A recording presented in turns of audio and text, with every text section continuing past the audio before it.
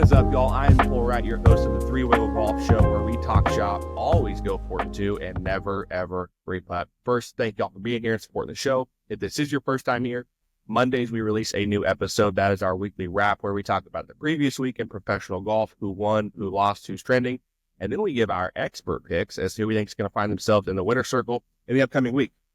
Along with that, we'll have guests on the show a couple times a month to talk about their life, business, and love for the links. And lastly, I just want to mention, guys, share the show, leave a comment, like, subscribe. That really helps us grow the channel and gives us some insight into making sure we're putting out content that you guys want to see more of.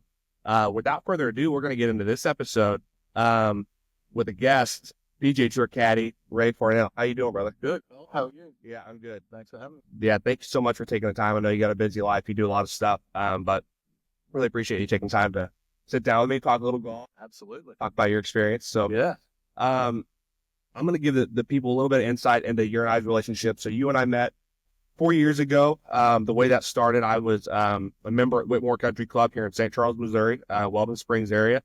And I was just turned pro at the time, you know, doing Monday qualifiers, that kind of thing. And I was going to find the pro there, Brian Main at the time, to say, hey, you know, I know you got a lot of experience in the game. Would you be willing to sit down with me? Just kind of help me with some expectations, maybe some things to expect along the way. And he said, that's great. He said, but I'm not your guy. He said, I know just who you need to talk to. He said, you need to talk to our guy, Ray. And at the time, I didn't know who you were. But he said, hey, let me get a hold of him. He'll be happy to sit down with you. And you were gracious with your time, really kind then.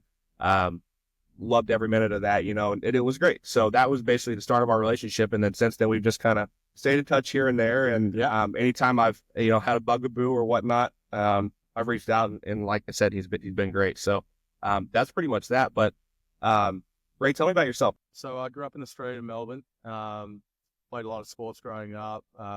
Family that were non-golf related. No one in my family actually played golf. And, you know, I was lucky enough. I played straight rules football mostly, cricket in the summer. Yeah. Did the normal, you know, Aussie kick thing growing up. And then, you know, later in my life as a teenager, Greg Norman obviously was a huge deal in Australia. And I was lucky enough to get exposed to him early enough at a tournament, actually by hopping a fence and going in to watch the tournament. Snuck in day off school, just to get out of school. And and got to watch this guy in these flashy clothes hitting this golf ball around a golf course. And I think looking back now, it must have been a Pro-Am day or something, because he was, you know, signing autographs and was walking between tees. And, you know, he gets done and they play around. Everyone's enamored by him. You know, guys are like schoolgirls, you know, watching this guy, like, you know, enamored by his presence and him walking around and hanging on every shot he hit at the time. And, you know, my experience with golf was, you know, I knew who he was, but like I kind of watched a little bit on TV, but nothing really. And then, you know, this guy gets done, tosses a golf ball at one of, you know, a couple of kids in the crowd, and then jumps in this red Ferrari and drives off out of the lot. And I was like, wow, that's pretty cool. Yeah, I kind of got it down. That sounds like something I'd like to do. So yeah, that was my first kind of experience with golf. And you were how old then? Probably about 14 or 15. You know, 14. I was late to the game. Yeah, because there's so many other things to do, and golf wasn't hugely popular in Australia. He made it that way, but at the time, I wasn't exposed to it a lot. So that sort of got me interested in, you know, getting my first set of clubs. You know, I bought from a flea market, and you know, and went from there. Wow, that's really cool. So you're late to the game. You get introduced to golf just on your own kind of exploration. Like I said, not having any family, and then you picked it up, started playing, and So amateur golf. What happened there? So I started out at a muni golf course, you know, Oakley Public Golf Course in Melbourne, and you know, I would ride my bike there, and I would, you know, work paper round through the week or whatever, and save enough money to pay for my Saturday green fee to go. It was a par 30 golf course. It never had a range, never had nets, had a small little chipping putting green, you know, and so we would go there and play. Then I met a couple of younger guys there, and it kind of developed from there.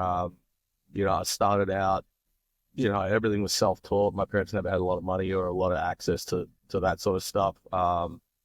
And then, so I started there, and just took it from there. I was lucky enough, it was more of a social club more than a golf club, at a public course, Oakley Golf Club. But, I was lucky enough that a couple of the older guys sort of tracked my progress as I got better, then would take me to junior golf tournaments and enter me in and drive me and get me around, and kind of developed from there. I kind of had the knack to score. I didn't know what I was doing, but I could somehow figure it out. Yeah, play golf. And, never had lessons. We had a club pro there at the time that wasn't really around. And, again, it was a weird situation when I think about it now, talking about it and going back. But the journey to end up here it's a strange one, but it just shows, there's hundreds of ways of doing it. Yeah. Right. So did you guys have a high school team? We did not. So we did not have a high school team. Again, golf's not big in Australia. It might be now. This is, 30 plus years ago. So I'm getting old, but, like back then it wasn't. There was one other kid actually that, as I went to high school, so it was probably year 8 or 9 that I started playing. There was one kid in my grade, Martin Joyce, who actually, I think the state golf coach in Australia now. He was into golf. He played at a club, and and he became one of the good teachers in Australia. I came across him at Augusta one year, and in Korea we had dinner. It was weird. I hadn't seen him for years, and all of a sudden it's like out of the blue. Yeah, paths crossed again. So wow, yeah, crazy. Okay. So you didn't play high school golf, and then did you do your post high school education in Australia? Did you? So I finished high school in Australia, and then I started I got the knack, got the bug big time. Yeah. I won the club championship there where I was at when I was 17 or 18. I was probably 17 for sure. And then I moved states from Victoria, where I lived, to where my grandparents lived in New South Wales, another state, because I could get my driver's license a year younger, and that gave me, again, I could get my own car, get access to the course. And moving states, I had a better golf course to go to, and I just got hooked on it, and just started playing and golfing as much as I could, and then started working straight out of high school to feed my addiction, I guess. Yeah, right. Pay for it. Yeah, exactly. Well, just be able to do it more, and then from that led to I got a job at a golf club in Australia, and that started me in the PGA of Australia program. So I started that when I was 18 or 19 years old, I guess. Yeah. So pretty young. So not so much the college thing, but at the time there was a college, as it turns out, it was like the program we did had a business management degree with it, golf science, Australian coaching councils, degree with it. So it's called a degree now, or, a degree program, but at the time it wasn't called that, but that's basically what it was over 3 years. Gotcha. Okay.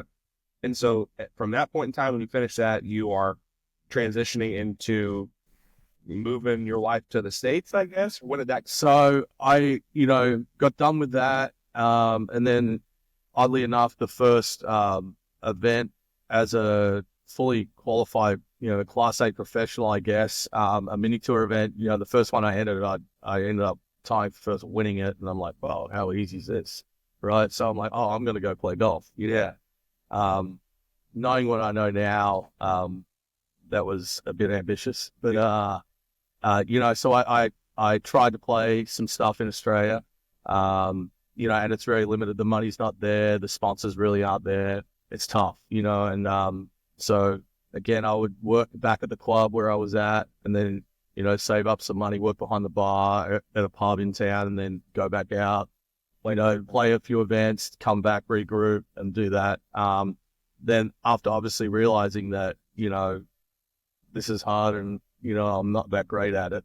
The next best thing was like, hey, if I can't do this myself, what can I do? And I thought, well, how about caddy? And so I missed a couple of pre-qualifiers and caddy for some buddies in some tournaments, and it went well.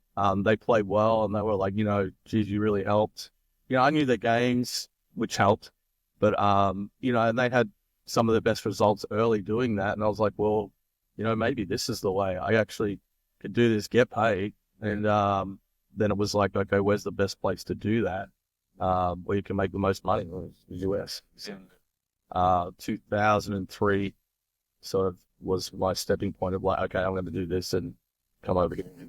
Yeah. So who was the first person that you got on the bag for in the States? So I had a 1 week deal with Pete Jordan in Lafayette, Louisiana at it's a Corn Ferry Tour event now. It was a Nationwide or something back then. He said he'd give me a shot for a week. So I like came over on a 1 week deal and, you know, it went well. One thing led to another and then he kept me going and, you know, I think actually that was 2004 and I was lucky enough at Pete, you know, he was coming off the tour. He played on tour 9 years, a long time and, winding down, but because of his experience, he knew a lot of people, he introduced me to a lot of people. He was great. As far as like getting my, you know, starting to meet some of these players like Nolan Henke's older guys that were coming off, you know, the PGA Tour, getting ready for the Champions Tour. But, you know, that year he was lucky enough, he qualified for the, you know, Shinnecock Girls for the US Open. That was my first major, you know, and my first tour events. And then from there, as he petered out of golf, just with the, you know, the network I had there was like, hey, if anything ever happens, I can use you for a week here or, you know, if you want to come work for me. That's just how it kind of steamrolled from there. Gotcha. So you've been on the bag for half a dozen or so guys, right? 3 years? Probably. Yeah. So the last 2 years full time were Harold Varner III. I caddied for him for 5.5 years. And then Ricky Barnes before that for 6 years. So, and then I did 3 year stint with Nathan Green. But it's funny, those 3 guys were 1 week gigs. One went 3 years, one went 6 years, and one went 5.5 years. So, and then kind of sprinkled in, you know, odd weeks, off weeks, guys would be like, hey, you know, I was from Australia at the time. I'd never really had roots here at the time. I was like, I had a couple of weeks off. They're like, oh, I'm going to go play Europe. You know, Kevin Stadler might say, hey, I'm going to go play 2 events in Europe. Do you want to come over? So I'd go do that. Gotcha. So now you did a little work with Matt Jones, right? Your countryman? Yeah. Okay. So how was that? I caddied for Jonesy. I caddied for him a week or two in 2005. Okay. He was on the Corn Ferry Tour at the time. But yeah, we're still good friends. Yeah, I talked to Jonesy. I grew up, he lived in that Scottsdale. I was living in Scottsdale with Kevin Stadler, who Matt's really good friends with. Yeah. You know, and obviously the Aussie connection. He went to ASU. Won't hold that against him, but Yeah. But it was, you know, we're still sort of friendly and whatnot. Yeah. But, I caddied a couple of weeks at the end, but it was sprinkling things like that. You know, he at the time had no status and was like, get an event, hey, can you help me out? Or someone might be, you know, you might qualify and I might just had a week off and, you know, we were friends and we were like, yeah, I'll do that for a week because I had no ties, you know, and it was like, I worked most weeks. Yeah.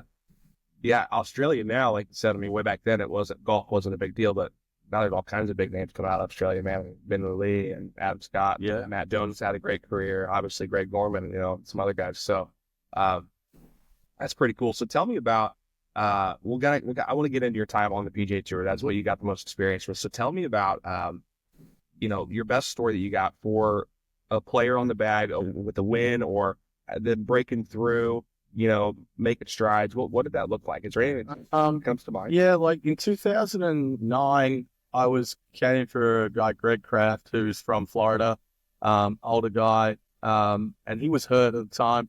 Middle of the year, he got hurt. He won Puerto Rico in 2008, so he was exempt, you know, for 2 years, and he got hurt in the middle of 2009. And actually, one of my friends, Shay Knight, who now caddies for Victor Hovland, he was meant to caddy a week. That's the big blogger, right? Shay? Is it not? Nah, he's a smaller guy. Tommy. Yeah, that's Finno. Yeah, he's a great guy. But Shay's from Sydney, Australia, and he was going caddy for Ricky Barnes at Greensboro in 2009. And I'd known Ricky a long time. One of my, you know, he'd been to Australia, and we were friends. And one of my really good friends, Jason Shortall, lived with him in Arizona. So, and caddied for him a little bit early days, like 05, 06, you know, when he first came out on tour. And, you know, 2009, Ricky had, you know, had his brother caddying for him a little bit here and there, and he went through a couple of caddies, and you know, he ran second in the US Open at Bethpage, and then at Greensboro, which was, I think, it was the third last event of the year, the season, and Shay said, hey, I can't go caddy for him now. I think I'm going to go work for, I think it was Martin Laird at the time. Martin's offered me a job. Any chance you can fill in? I'm sure Ricky will be fine with it. And I was like, well, yeah, crap, I can't play now. So, yeah, call Ricky or whatever and let him know. And Ricky was like, yeah, no problem. So I did the week for him at Greensboro in 2009. And then now he was struggling. He was like way outside the money. And then he had Bethpage, which was a tied second. At the time, I think it was money, but it might have been points still. There was points. And then he was still like 120, 125 on the money list. So he was right on the bubble. So then I caddied for him at Greensboro, and we finished like 40th or something like that. And then we go to Jackson, Mississippi. Well, the tournament ends up getting rained out because of floods. So then it ends up with Disney, the last event of the year. And Ricky has to play, at least make the cut to kind of keep his card. And, so we kind of, can you do next week? Can you do next week? Yeah, sure. Well, he goes on to finish okay at Disney. I think he finished like 25th or whatever it was, but it was enough to finish 123 on the money list. So like to get put in that situation with him where he's under a real stressful, he nearly wins the US Open and all of a sudden he can't keep his card. For him to ride through, they were a stressful few weeks and got it done, got his card. And then, the next year, we come out, I think he had 8 top 10s. He gets the top 50 in the world. So that just shows golf, like how volatile it is, and how, 1 week you're in, 1 week you're out kind of deal. But, and the world, you lose your job, you may never get back, and so for me, that was a big one because he had so much on the line and coming right into that and the way we gelled and, got the job done that year. And then the next year, like I said, 8 top 10s, top 50 in the world, play well in the majors, that was a big one for me. First time to a St. Andrews was awesome, and Augusta, obviously. Yeah. But the win was probably the Australian, came for Harold Varner. He won the Australian PGA in 2016. And being an Australian PGA member, that was a really good goal. So, yeah. And I played in that event, so like a lot of history and, my relationship with the Australian PGA, and obviously doing Australia. Yeah. Wow.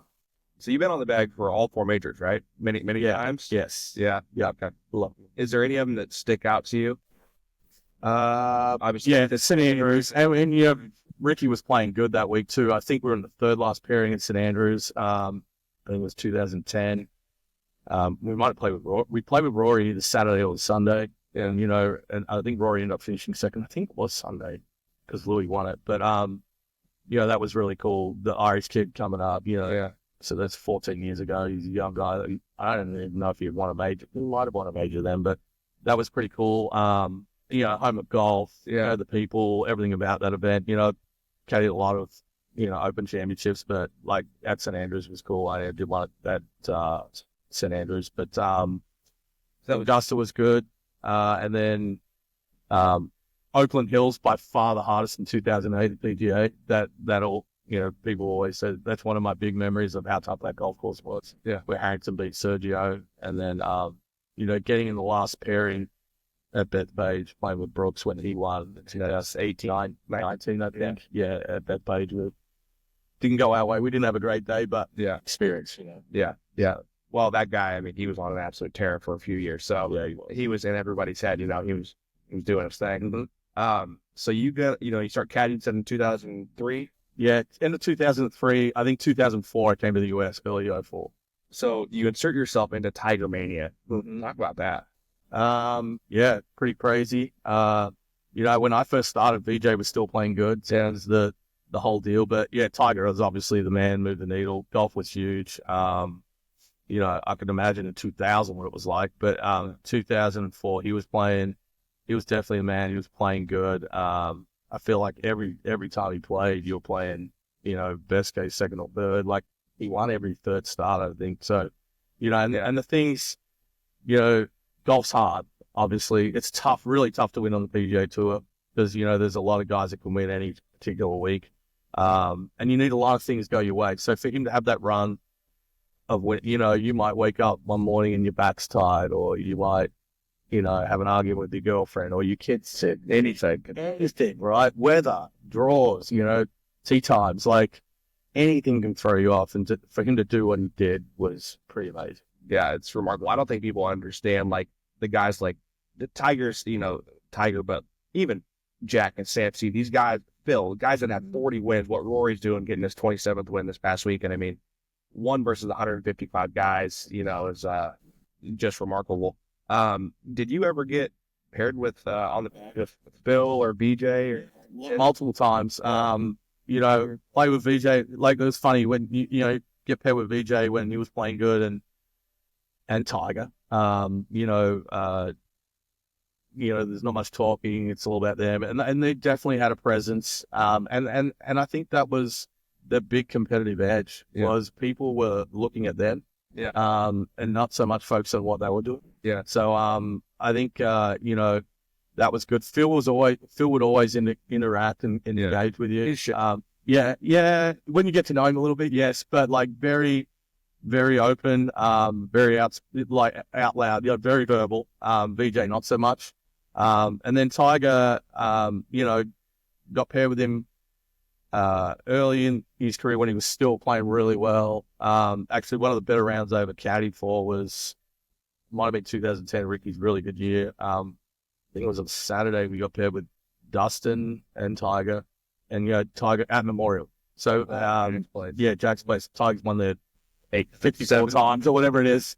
So on the Saturday we get paired with Dustin, and Dustin's playing good. He might be top 5 in the world, and Tiger's still right there. So and then Barnsley's first time he's playing there, and I'm telling him how hard the course is and how tough that place is, and because the years before I was telling him that then they had the bunker rakes with the ferrules, and you couldn't hit it out of a trap. Like, they just made the place ridiculously hard, and telling him all the bad things about how tough this place is. Well, Saturday, and every year at Memorial, there's a storm, right? The weather, it's always weather. Columbus that week, Ohio that week, that time of year, it's thunderstorms. So then Saturday we have this, I think we end up having 2 delays with weather. So this round is, instead of it being a 5-hour round, it ends up being a 9-hour round. So it's a long day.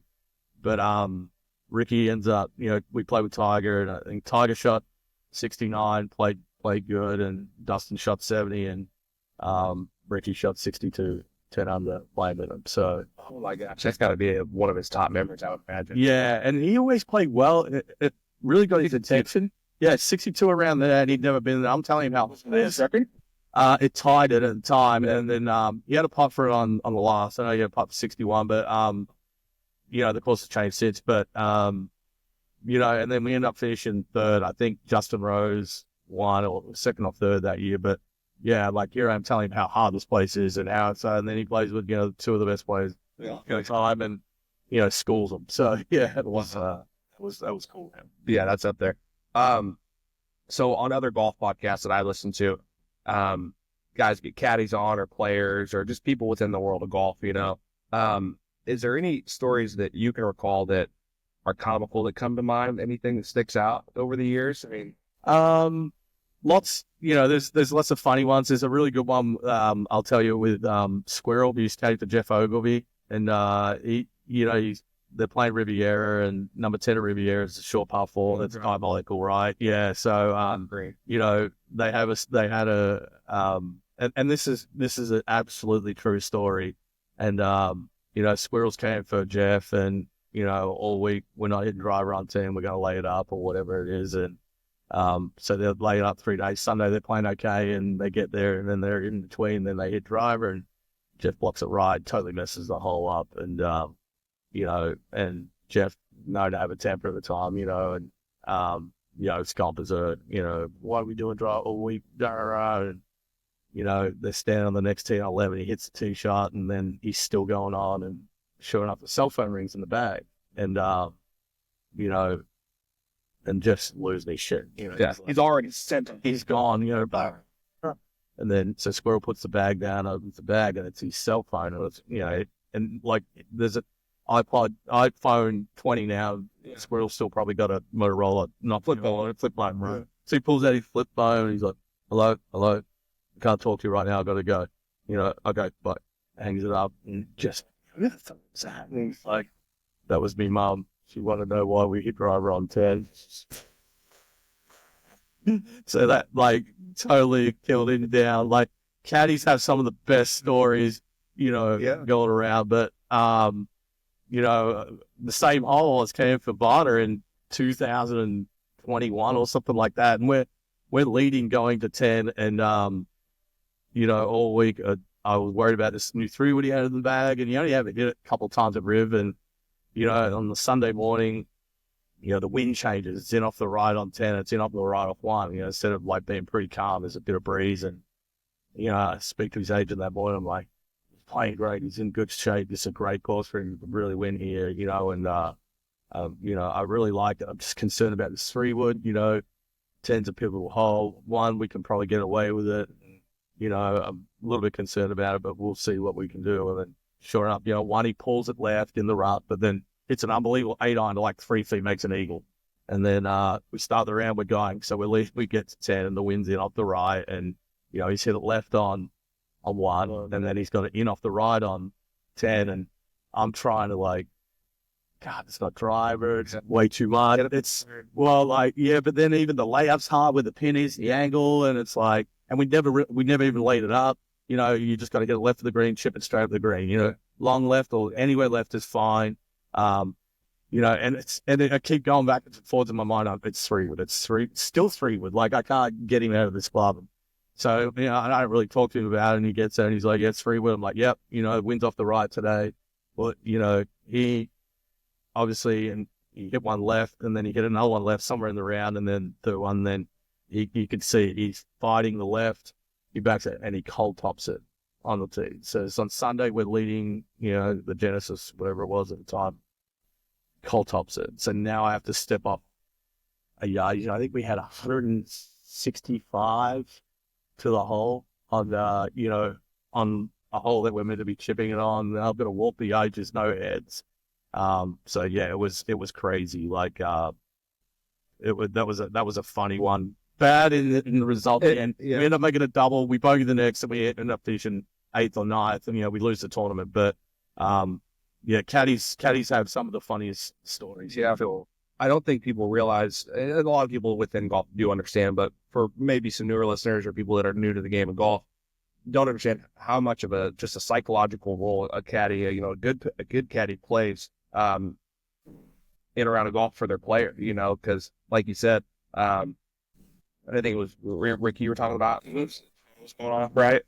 Jeff Ogle, caddy, yeah, so in that situation, it probably wasn't his mom, but he knew that line would bring him back down, like cut that temper tantrum in half and get him just to refocus a little bit. How much have you found in your experience that most of your round is managing that? You're definitely a psychologist. Like, again, if, you go to the course that day and, that's the big conception. People look at Cole Wright and then they look at the score and, like Cole played bad. They don't realize that your son might have been up all night with, a fever and you're at the hospital with him. Yeah. They judge you by a score, so those sorts of things, caddy's definitely a psychologist, the girlfriend, the wife, kids, like form slumps, like you're more of definitely a psychologist or a motivator than you are anything else. I mean, anyone can give a yardage and whatnot, but I think great caddies know what to say at the right time, the right thing to say at that particular moment. I've had to yell at guys. I've had to cry with guys. I've had to pat them on the butt. Yeah, the world does suck. Everything's awful, and then, some guys you need to get angry to motivate them, to get them over it. But golf, we played a program with Steph Curry, and, the big thing I asked him about was, he played a couple of Korn Ferry events and, missed the cut or whatnot, but I said, what do you find the big difference is between golf and basketball? And he said, golf is too much time to think. There's too much.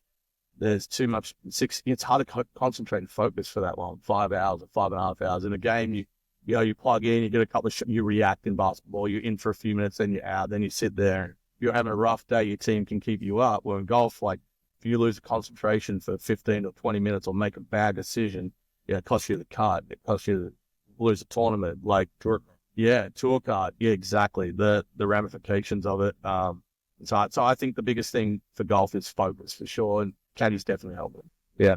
So tell me about your best memories on tour. What do you miss about tour life? Do you miss anything about the tour life? Yeah, I miss people. I was lucky enough in my 17 years of doing it. I got to spend some time with great coaches, great players, caddies, equipment guys. Like you go through it. Lee Hoyer, Don Parker, guys on club builders on the trail have done it forever. Like I didn't realize Johnny Thompson, Kellaway. Like there's just guys, Mike Sposa, who's with Kellaway now, but like some of those guys, your daily interactions with them, like when I got away from it all, and then the trouble of going, the hard part of getting back out and getting so busy in my life with my girls here and what I do day in, day out, it's like you lose touch with that. You miss those. You don't realize how many people in your journey, like you and I, how many people you meet, come across that sit all over the world, and miss the people for sure. I do miss the Thursday to Sunday. Like if I could fly out Wednesday night, Right. yeah. The Monday to Wednesday was hard as soon as I had a family because, if Harold went and played 5 weeks on the West Coast, I was gone 5 weeks. And then when my girls got old enough where, they were in preschool or school or whatnot, it became tough being away from them for that long. It was too hard for my wife to travel with them at a certain point. When they were babies, it was fine, but it just got more difficult being away from them. So it's like a family on the road, and that you don't realize. So I miss the people for sure. I definitely didn't miss the travel, but in saying that, I went home to Australia in December and got moving again. I got sort of stuck in my bubble here a little bit, and that wasn't so bad. But yeah, I could for sure go back out if I could fly Wednesday night, caddy the tournament, Thursday to Sunday, because once you're into it and you're going, the competitive stuff is awesome. It's the best. Yeah, it is the best. But the Monday to Wednesday, we Riviera, I've caddied 100 times around the golf course, so I know where the pins will be. I know where to miss it, where not to miss it. So those, Tuesday, Wednesdays become a little bit of a going through the, the motions. Now, if you're with a young player that never played there, you've got a lot more to offer. But, if you're with a guy that's played on tour 10 years, he's in the same boat as you. He knows, the practice rounds are more of a just go through the motions deal. But Yeah. Definitely the people. Yeah. I'm 29. I'm going to turn 30 here in a month and a half. And, I've not broke through yet in my own pursuit of professional golf as far as Monday qualifying. But people ask me like, dude, like, what are you doing? And I'm like, dude, I could never qualify, but just to go out and compete, like the heat, playing in competition is such an itch. And so, for me, that's the biggest thing. The biggest drive for why I want to do it, despite, not seeing the success I want to see. And I'm sure there's a lot of guys like that, but, do you ever get calls to go back out there like now in your life? Yeah, I still do. Less now, but definitely for sure when I stop full time. But still see guys or talk to someone like, oh, you can, an agent might call, you could really help this kid I have or whatever, or blah, blah, blah. You're still interested. And, this time last year, I went to a live event in Vegas, flew out to see Harold and, spent a few days with Harold, Dustin and those guys. Yeah. And all the guys on the live now are all the guys I kind of grew up with on the PGA Tour. So they're out there. So their agents like, dude, I got a guy. It's on the Corn Ferry. That's going to be really good, or any interest in coming back. And never say never. But the big thing I think with golf is it's timeless, right? So like even 29, 30, you feel like it's getting away from you. But VJ never played his best golf till he was in his 40s. So like I think the big thing with golf is, and it's when you least expect it comes. Yeah. We all put pressure on ourselves to go out and do well. We know what result we want, and I think if you force it, it doesn't necessarily come that way. But the amount of times that I've game someone they're really struggling on a range in a warm up, this is going to be a terrible day, and then they play great because expectations are lower. Yeah. So a lot of it's mentally, and it's hard what you do. You're so exposed. Like I said, people judge you by a number, not by who you are or what's going on in your life. And what those guys do is tough. Yeah. It's really hard. Yeah. So to do it week in, week out and be exposed to millions of people, oh, Jimmy collapsed, or what about when Rory missed that putt at Pinehurst? That putt was hard. Yeah. Yeah. It's 2.5 cups outside. It's sliding away, and the green, the TV does it no justice. Like, those greens are dead because the course is right at the max of the next day. It's unplayable. You know what I mean? Like, they put it to the point in those majors where, especially in the US Opens, where the course is, like I said, the next day is dead, replaying the whole golf course. Yeah. People don't see that stuff. Perception on TV, they see the good shots. They always show the good. I think they need, It's after. yeah, I think they need, especially for young kids, those guys hit bad shots. They're not superhuman.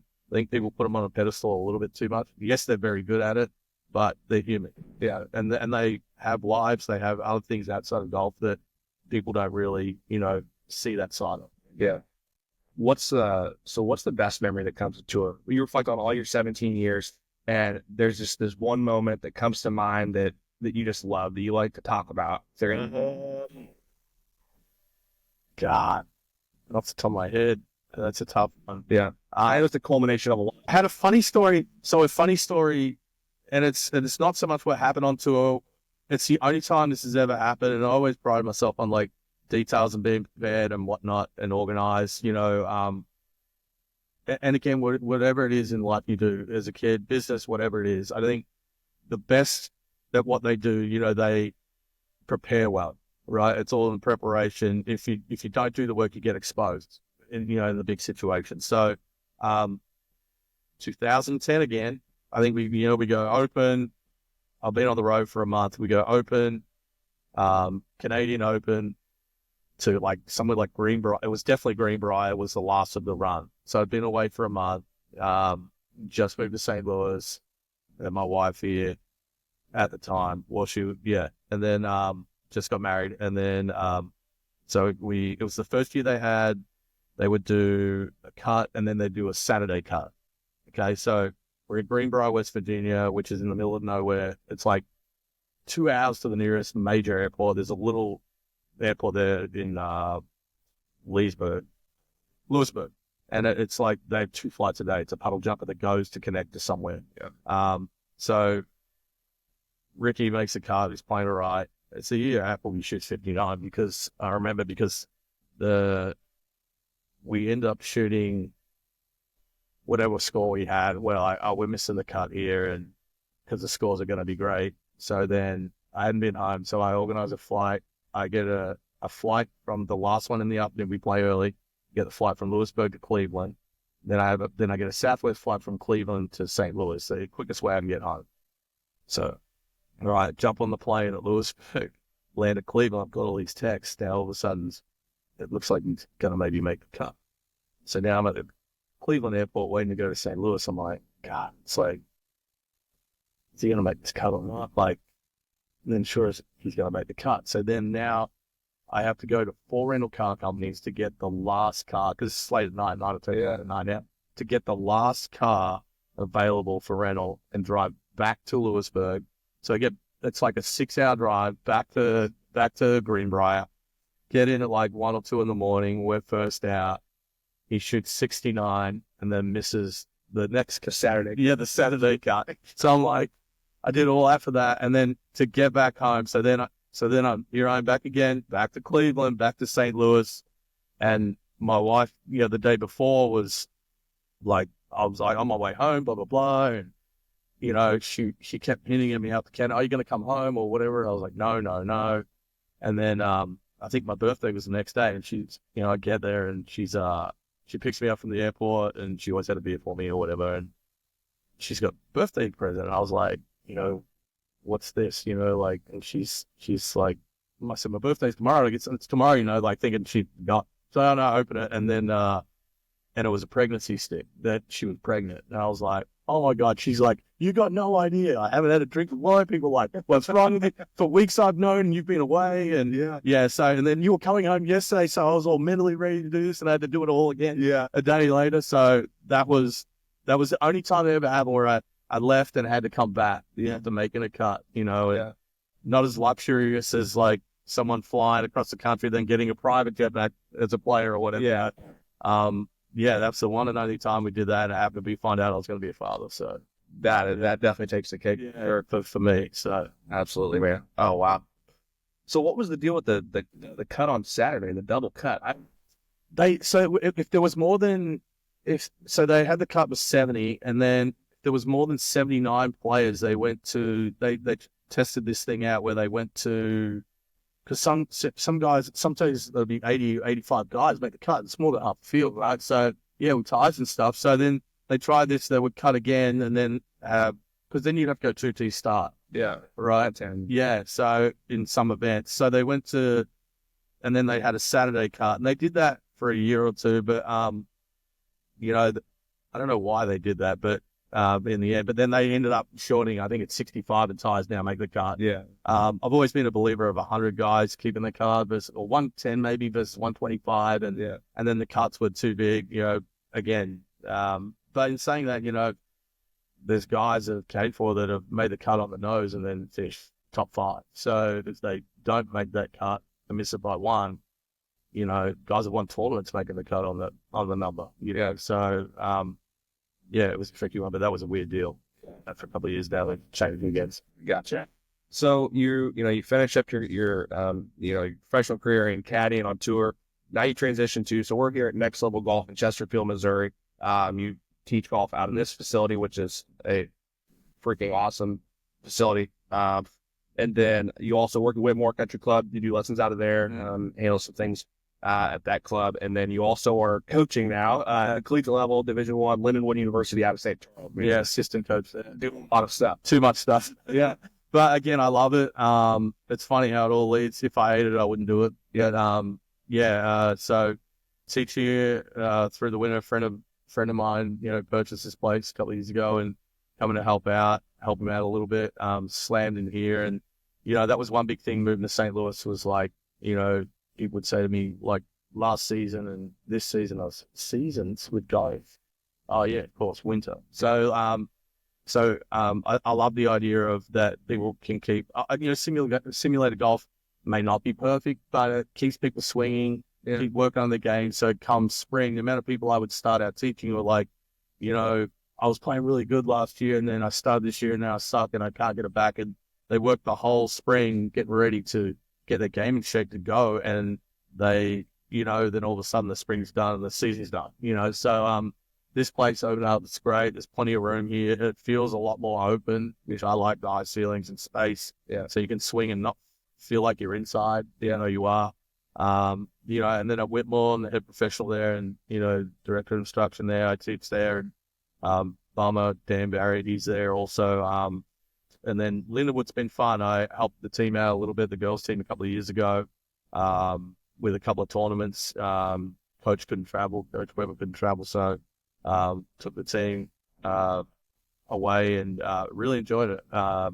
You know, it was good to get out there and especially the on-course stuff. I love on-the-course stuff. Like you can stand on the range and give lessons all day, but helping someone get a score, I mean, that's why we play, right? And get better. Yeah, get playing and get better and, you know, teaching them how to hit out certain lies and with, you know, situational stuff, what to do. So that's been fun. Yeah, I enjoyed it. So helping with the boys now, the men's team. Yeah. So how long have you been teaching with?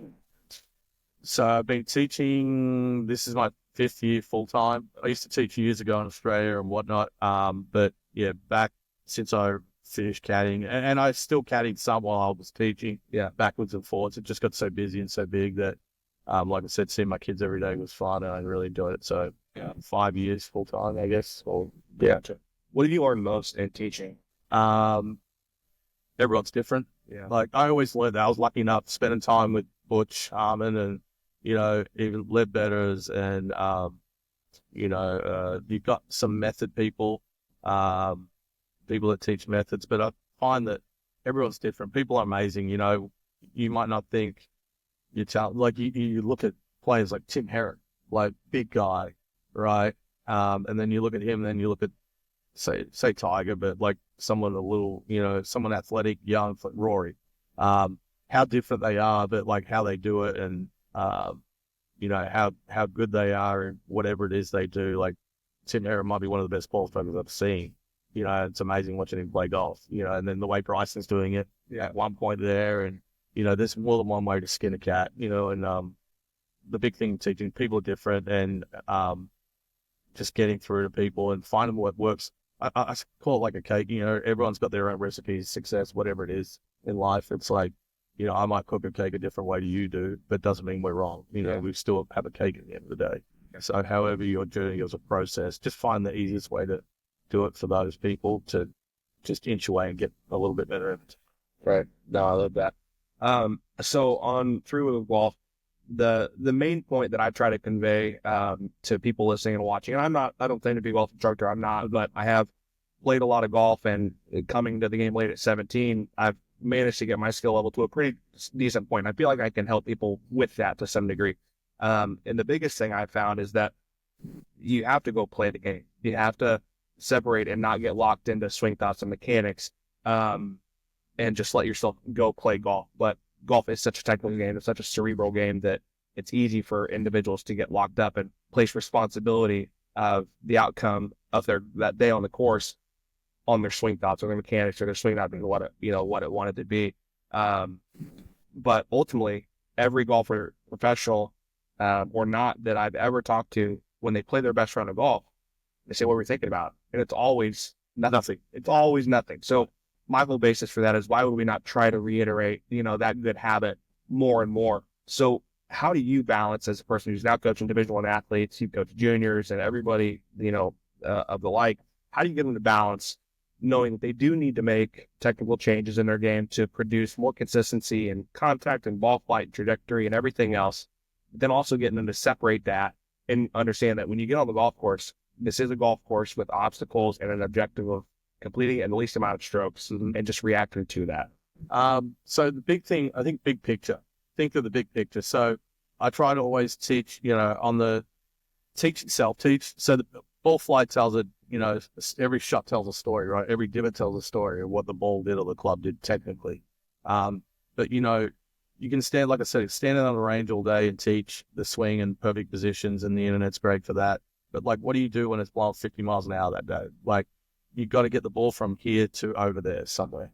Okay, how do you do that? So my big thing is teaching. It's like, here we think, when we go to the course, we react. If you go to the golf course and you're thinking of golf swing, you're going to score terrible. It's just fact. There's nothing you can do that all that will do will slow you down from reacting and trusting your instincts. Like you said, situational stuff, the ball's above your feet, the ball's below your feet, the lie's ball sitting down in a lie. You can't sit it on a perfect lie every time. I'm just big on, like I said, just reading the lie and then reacting on the golf course and then assessing after, and then, okay, I did really good in these areas, and these ones I still struggle at. Just chip away at it, like big picture. Rome wasn't built in a day. I'm not going to get you from wherever you're at to an Adam Stock golf swing in 3 lessons. There's no magic dust. It takes time, and being comfortable in your own skin helps out a lot. I think people always feel uncomfortable because the clubs, they're trying to get the club into a spot. Just be comfortable. The best, I think, do that. Like you said, what did you do? I don't know. I just played, I blacked out. That's one you hear all the time, right? So at that point, if they're not thinking, that means they're reacting to what they see versus trying to put the club in a certain spot or play golf. Yeah, no, absolutely. Is there a piece of advice that you found, obviously every student needs to be communicated to slightly differently, and what actually gets through to them, what works for, if you're teaching me, what works for me may not work for the next guy and the next guy. But ultimately you are trying to get them to break through. And now that we're talking about the technical aspects, is there anything that you found that is kind of works consistently across the board, not with every person, but maybe the majority of your students, that, hey, if it's, let's just say ball divot, not thin and not chunky, but you get decent content. Is there anything along those lines that you found works? I think playing multiple sports helps coming up. So and if you find whatever sport it is you watch, boxing, tennis, whatever it is, cricket growing up, baseball, footwork. So using your legs and using your feet. I think the big thing in golf is everyone tries to put the club and make the club do a certain thing. I feel like tension starts from the ground up. Like if the best athletes have the best footwork, right? So any way I'm big on, no matter what age you are, as we get older, we lose the balance, we lose, the ability to stay, on our feet and use our feet the right way. We slow down, we lose mobility. I think any way you can keep using your legs and using your feet, and staying balanced is big. Balance in any sport, like, I get people all the time, like, I'm quick, I'm losing my balance. Well, the clubs, if your body allows you to put it insert the club into move a certain way, the club will fall in the line with that. People have limitations. Taught a guy with a hernia, he's got a real bad hernia, and he was a really good player for a long time. And he's older now, and so, for him, it was just like, let's just move your left foot out of the way. That's not moved it back and open his left foot, and then all of a sudden he can get forward through the ball. So just working with what you have, staying with, playing within yourself. But I think the big thing, balancing, and footwork is huge. And whatever sport is, not just related to golf. But for me, if they're overthinking it or they're not comfortable and there's tension, the first thing to go is the legs. Lower body. That's really ironic that you said that. I've been working now for the last 3 years with Todd Meyer. Todd. He's been really great for me because when I went in there, he knew right away. And I grew up playing multiple sports. Golf was the last thing that I found, and I've always just had good hand-eye coordination and knew how to hit the golf ball first, essentially. But that doesn't mean that there aren't, like, if you're not open at impact with your hips, you're going to flip most of the time, right? And so you have to get your lower body activated. And so when I went in there and we started working together, it didn't take but 2 or 3 lessons for him to get through to me. Dude, we're not thinking about swing thoughts. We just need to get you driving with your legs, right? Stay balanced, use your lower half, because I wasn't. And I think that's a great tip for people out there that, whatever. Be more athletic, it doesn't matter what it is. Just swing more athletic. And drive, especially as you get older, like, learn to, like, if you're a right-handed golfer, like, just standing on your left foot with your right foot off the ground and keeping pressure on it and balancing on it, it's good for life. We just had a month of ice here. Like, being agile, like, movement, that's huge. You see a lot of people slip, fall, or, so, it's really exposed right now with the way the conditions have been. So, like, again, with golf, the big one for me is the big thing I see is people slow down, their legs stop moving altogether. So it's really important to keep walking, keep activated. Yeah, absolutely. What do you do? You're working with Division I athletes. We touched on this just briefly before we, went live here, but what do you do when you come across some guys or girls that have aspirations to play at the next level? How do you help them prepare, knowing what they're about to get themselves into? I think as golf instructors, our job is to, or as coaches, is to, whatever that person may think, wherever they think they might, I want to get to the PGA Tour. Well, a lot of people half, well, yeah, good luck with that. But like, I think it's my job to, like, give you the best possible chance you can. Everything I can possibly give you, every tool available that I have or resource I have for you to achieve that. Because the big thing for me is, like, I've seen so many different ways of doing it. People come from the weirdest places or the most unlikely person do it. The kid that couldn't get, Harold couldn't get, there was 2 schools that offered him a partial ride, to go to college and then become one of the best college golfers in his time. He was an All-American or whatever, and his PGA Tour career, his pro career took off. A lot of people didn't see that. Coaches, he didn't play AJGA events. He wasn't on anyone's radar. Right. So I just think the big thing is just, giving someone the opportunity to go as far as they can, whatever it is in golf they can do. That's coach's responsibility. Whether I think it or not, I've got to give you the best opportunity to be as successful. Yeah. Well, we talked about earlier, ultimately it's up to the individual to put in the work to prepare to give themselves the best chance to be able to execute under the gun. Right. But no, I love that. Ray, last question for you guys, or for you. What would you say to somebody who's got a lofty goal, maybe not just golf, but something, at the end of the day, most people that want to pursue something greater than the average 9 to 5 are gonna, they're gonna catch backlash from probably their family, their friends, the closest people around them. What do you say to those people that want to do something greater than life? I think the thing I'm seeing these days with young people is, like, I feel like kids are also always asking someone for something, like that, trust your own instincts, like become your own person. You're not always going to be right. But you know, versus like, if I listened to everyone that was there wasn't one person that said, "Oh, move to the other side of the world and, you know, leave your family and friends and chase your dream." If I listened to everyone, I wouldn't be sitting here with you right now. Could I have done things differently? Was it hard? Yeah. At the time, I didn't know that though. You know, I just believed in what I was doing. So I think the big thing is whatever you do in life, whether it's business, golf, family, just, you know, work hard, be disciplined, and be consistent. That's all you can do. Now, if it's not good enough, you know, there comes a point where that person, you have to say to yourself, you know, I'm not good enough to chase this. I don't think people can tell you that. Yeah. I feel like, because people, like I said, people are amazing and can do anything. I just think it's up to the individual. You'll know when it's time to hang them up, whatever it is. You know, your body will tell you, or you'll tell yourself mentally.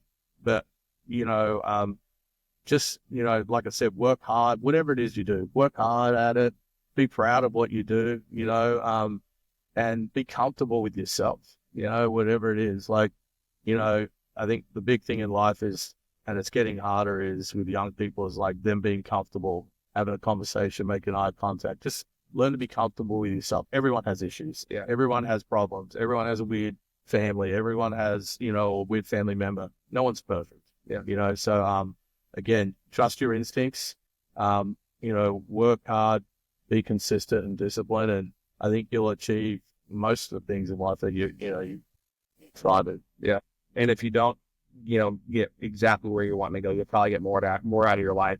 Right. Because it's just good habits to instill, right, in life, you know? Yeah, exactly. And whatever, someone will notice it, you know, like that you work hard, you practice, like that you're polite, that you know, and that's the thing, you know, you never know who's watching. Like, you know, you might be, whatever, you know, line of work you're in, you might walk into have a golf lesson or play around a golf with someone you don't even know. That might be the CEO of the company that, you know, or a partner or a company that's in line with what you're doing. And then, so they see golf's great for that as far as personality. It's, you know, it really exposes you, it brings out your character, right? Sure. So, you know, you just never know. You never know what's around the corner. You never know what's behind the next door. So, treat everyone as you want to be treated. And, you know, like I said, just be true to yourself. Yeah. Right. Thank you so much. Can I say thank you enough for the time? You got it. Guys, Ray Farnell, Retro Caddy on Instagram. If you want to give the guy a follow, Post. Not much at all. I know how to. Yeah. All right, guys. Leave a comment, like, subscribe. See you in the next video. Thanks. Thanks, buddy. It's good.